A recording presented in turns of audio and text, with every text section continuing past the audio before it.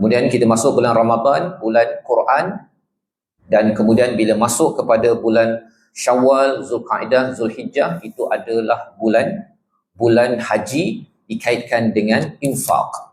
Jadi Quran, salat dan infak ini sebagaimana dalam surah Al-Baqarah ayat 2, 3, kemudian kalau surah Fatir ayat yang ke-29, Allah bercakap tentang Quran, salat dan infak ini adalah lan tabur. Lan tabur. Tidak mungkin tuan-tuan kita semua akan rugi bila kita selalu review dan melaksanakan 3 perkara ini. Selain daripada rukun-rukun yang ada, kita tahu bahawa orang pergi haji itu dia kena berinfak banyak.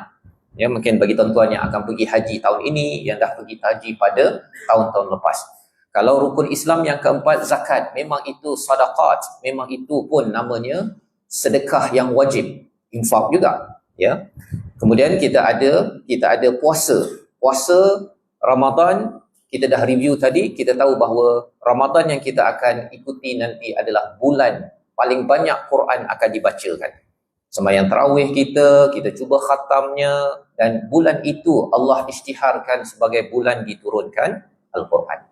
Maka pada hari ini kita sempena dengan Isra' Mi'raj, kita nak sama-sama melihat kepada peristiwa itu.